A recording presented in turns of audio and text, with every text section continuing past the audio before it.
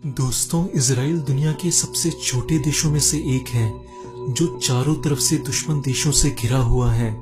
और दुश्मन देश भी ऐसे हैं जो इजराइल को किसी भी तरीके से खत्म कर देना चाहते हैं, लेकिन फिर भी इजराइल से उसके शत्रु देश घबराते हैं। इजराइल उनसे नहीं घबराता। आईएस ने पूरे अरब में आतंक मचाया हुआ है, सरेआम लोगों का कत्लेआम हो रहा है, लेकिन फिर भी अब तक आईएस ने इजराइल की तरफ एक भी गोली नहीं चलाई है, क्योंकि आईएस को पता है कि अगर इजराइल को उकसाया तो इजराइल की ओर से मिसाइल्स दाग दी जाएंगी और इजरायली सेना चढ़ाई कर देगी। इजराइल के शत्रु देश भी कहते हैं कि इजराइल सदा अपने दुश्मनों के घर में घुसकर उन्हें मारने की फिराक में रहता है। इजराइल का ये रुतबा ऐसे ही नहीं बना है, ये संभव हुआ है इजराइल के स्वाभिमानी और देशभक्त लोगों की वजह से। आइए जानते हैं इजराइल के बारे में कुछ ऐसे रोचक तथ्य जिन्हें आज के समय में हर भारतीय को पता होना बहुत जरूरी है। बात है इजराइल के बनने की। जब हिटलर से जान बचाकर यहूदी लोग इजराइल पहुंचे थे, अरब देशों ने पहली बार इजराइल पर 1948 में हमला किया था। उस समय बस इजराइल बना ही था, उसके पास कोई बड़ी सेना नहीं थी, परंतु फिर भी इजराइल ने अरब देशों को बड़ी आसानी से हरा दिया। तब से लेकर अब तक अरब देशों ने 6 बार इजराइल से युद्ध लड़े हैं और एक बार तो 7 देशों ने इजराइल पर हमला कर दिया था, लेकिन इजराइल ने अकेले ही उन 7 अरब देशों को एक साथ हराया था। और जिस क्षेत्र को अरब देश विवादित बता रहे थे वो भी इजराइल ने हथिया लिया था। साल 1952 में अमेरिका ने एल्बर्ट आइंस्टाइन को इजराइल का राष्ट्रपति बनने की पेशकश की, परंतु आइंस्टाइन ने ये पेशकश ये कहकर ठुकरा दी कि वो राजनीति के लिए नहीं बने हैं। इसका कारण ये है कि आइंस्टाइन एक यहूदी थे और इजराइल भी एक यहूदी देश है।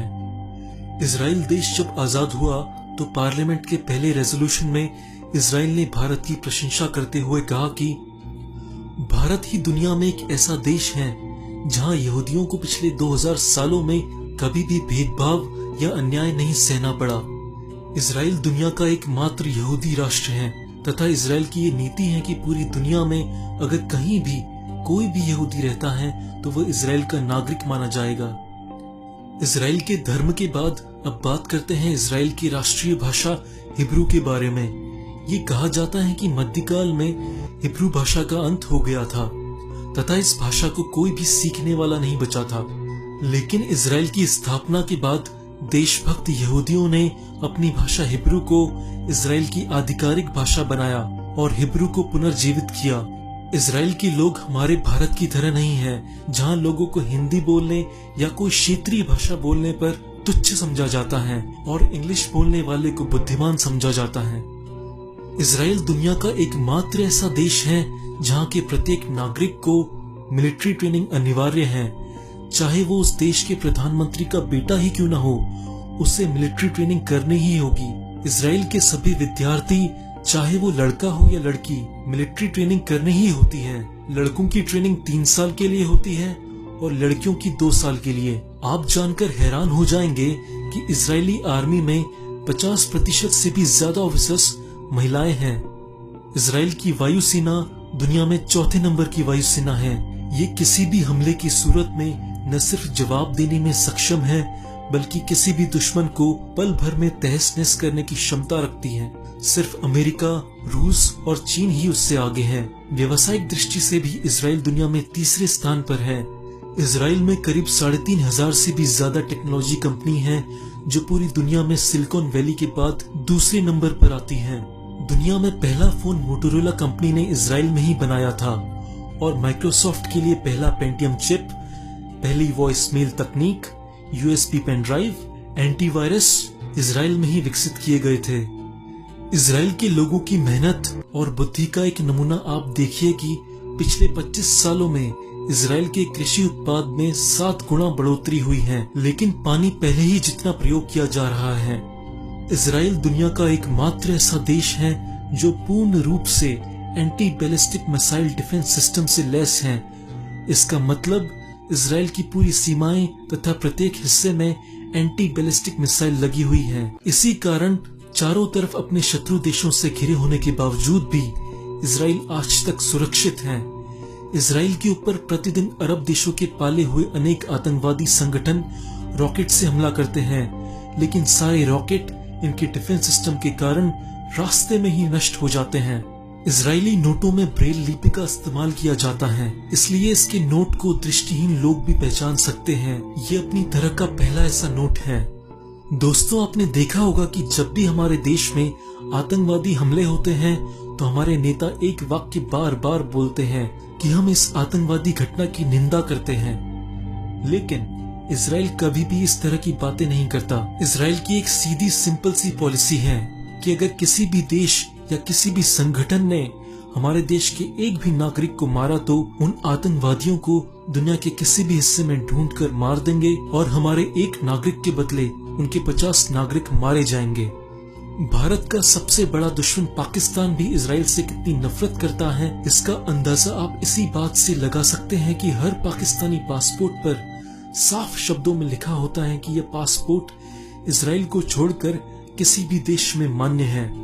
साल 1972 जर्मनी के म्यूनिक ओलंपिक गेम्स में फिलिस्तीन के आतंकवादियों ने 12 इजरायली खिलाड़ियों को मार डाला था। तब तत्कालिक इजरायली प्रधानमंत्री गोल्डा मेयर ने न तो इस घटना की निंदा करी और न ही उन्होंने हमारे देश के नेताओं की तरह कोई शांति का वक्तव्य दिया, बल्कि उन्होंने सारे मारे गए खिलाड़ियों के घर वालों को फोन करके कहा कि हम इसका बदला जरूर लेंगे। और इसके बाद उन्होंने अपनी खुफिया एजेंसी मोसाद को केवल इतना ही कहा कि दुनिया के किसी भी देश के किसी भी हिस्से में कोई भी आतंकवादी हो जो इस घटना में शामिल हो, उन्हें किसी भी तरह मार दो। सारे आतंकवादी अपना हुलिया और नाम बदलकर दुनिया के अलग अलग कोनों में छुप गए थे, पर मोसाद ने उन्हें ढूंढ ढूंढ कर मारा। साल 1976 इजरायली लोगों से भरे एक यात्री विमान को फिलिस्तीनी आतंकियों द्वारा हाईजैक करके युगांडा ले जाया गया। इनकी मांग इजरायली जेलों में बंद फिलिस्तीनी आतंकवादियों को रिहा करने की थी। मोसाद से मिली खुफिया जानकारी के दम पर इजरायली कमांडोज ने जो रेस्क्यू ऑपरेशन चलाया वो हैरान कर देने वाला था। इजरायली कमांडोज युगांडा पहुंचे और न सिर्फ सभी आतंकियों को मार गिराया, बल्कि आतंकियों का समर्थन करने वाले युगांडा सेना के 45 सैनिकों को भी मौत की नींद सुला दिया और 100 से ज्यादा बंधकों को रिहा करा लिया। इतना ही नहीं, इजरायली कमांडोज ने युगांडा के करीब 30 फाइटर प्लेनों को भी तबाह कर दिया। अब जरा इसकी तुलना 1999 में हुए एयर इंडिया के विमान को आतंकियों द्वारा हाईजैक करने पर खतरनाक आतंकी मसूद अजहर को रिहा करने के भारत के कदम से कीजिए। भारत आपको मीलों पीछे खड़ा नजर आएगा। ये बात हैरान करती है कि इजराइल से कई गुना ज्यादा बड़ा देश भारत आज तक किसी भी आतंकी को उसके ठिकाने की जानकारी होने के बाद भी मार नहीं पाया है। फिर चाहे वो 2008 के मुंबई हमलों का मास्टरमाइंड हाफिज सईद हो या 2001 में संसद हमले और पठानकोट हमले की साजिश रचने वाला मौलाना मसूद अजहर, ये सभी पाकिस्तान में खुलेआम घूमते रहे हैं, लेकिन भारत ने कभी भी अपने इन दुश्मनों के खिलाफ मोसाद बन जाने का साहसी कदम नहीं उठाया है। हाल ही में पाकिस्तान में छिपे अंडरवर्ल्ड डॉन दाऊद इब्राहिम की गिरफ्तारी के लिए भारत ने इंटरपोल से मदद मांगी है। आप खुद ही सोचिए, भारत की जगह इजराइल ऐसी स्थिति में होता तो क्या करता? जाहिर तौर पर वो मदद नहीं मांगता, बल्कि इन आतंकियों को घर में घुसकर मारता। भारत ने अगर अपने दुश्मनों को खुद ही मारना नहीं सीखा तो आने वाले समय में भी उसे आतंकी हमलों का दर्द झेलना होगा और वो सिर्फ मोस्ट वांटेड लोगों की लिस्ट ही सौंपता रह जाएगा। दोस्तों, आप क्या सोचते हैं इस वीडियो के बारे में? आपके व्यूज बहुत इंपॉर्टेंट हैं, इसलिए कमेंट्स में लिखकर जरूर बताएं और हम सारे कमेंट्स का रिप्लाई करते हैं। और कमेंट्स में ये भी बताएं कि आप आगे आने वाले वीडियोस में क्या देखना चाहते हैं। दोस्तों, ये वीडियो देखने पर दो बातें हुई होंगी, या तो ये वीडियो आपको अच्छा लगा होगा या बेकार लगा होगा। वीडियो अच्छा लगा तो लाइक करें, बेकार लगा तो डिसलाइक करें और कमेंट्स में बताएं भी कि क्यों बेकार लगा। धन्यवाद।